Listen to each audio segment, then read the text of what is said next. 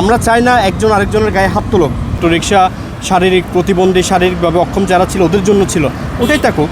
অবস্থান কর্মসূচির মূল উদ্দেশ্য ছিল ঢাকা শহরের রাস্তায় অলিতে গলিতে অটোরিকশার যে দৌরত্ব এটা বন্ধ হোক।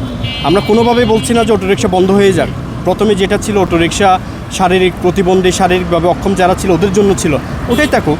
এখন সবলরা গাড়ি চালাচ্ছে, যার ফলশ্রুতিতে যেটা হচ্ছে হাইওয়েতে তারপর ফ্লাইওভারে অটোরিকশা উঠে যাচ্ছে।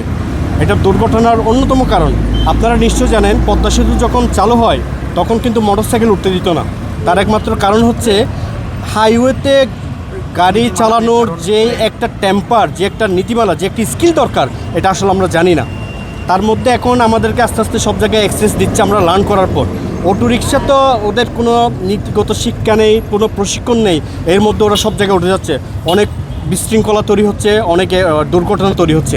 গত সপ্তাহে আপনারা দেখেছেন বনানীতে একজন মোটরসাইকেল রাইডারকে খুব জঘন্যভাবে অটোরিকশা চালকরা মেরেছে।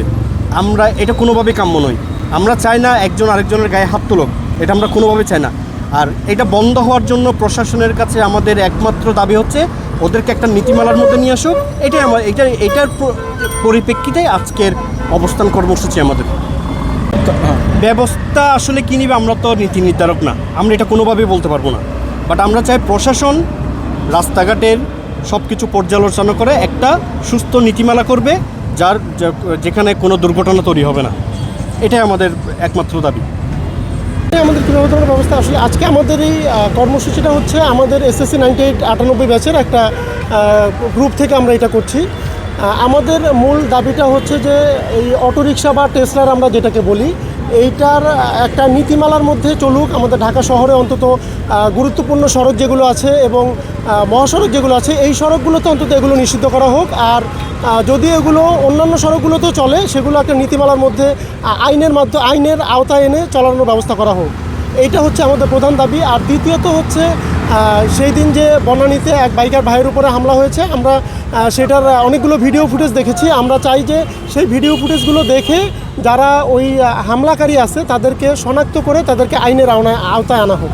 আমাদের এই দুইটাই হচ্ছে মূল দাবি। প্রতিবন্ধী আর বৃদ্ধদেরকে অনুমতি দিলেও তাদেরকে মহাসড়ক বা গুরুত্বপূর্ণ সড়কে না, অবশ্যই এগুলো সাইড রোড যেগুলো আছে সেখানে তারা চালাতে পারে।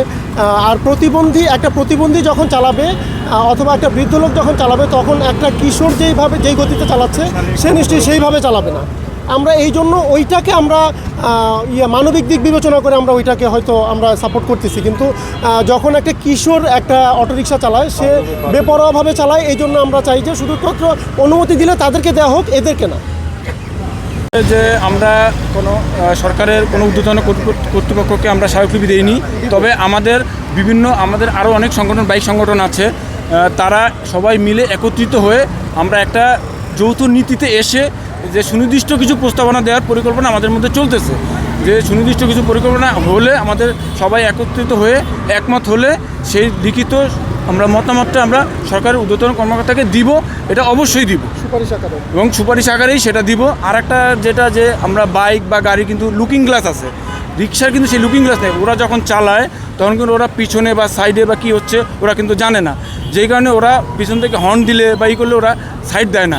যেই কারণে যে আমাদের আরেকটা এই দাবি হচ্ছে যে ওদেরও সাইড গ্লাসের একটা ব্যবস্থা থাকুক, যেন ওরা অন্তত পিছনে বা সাইডে কী হচ্ছে ওইভাবে যেন ওরা গাড়ি চালাতে পারে।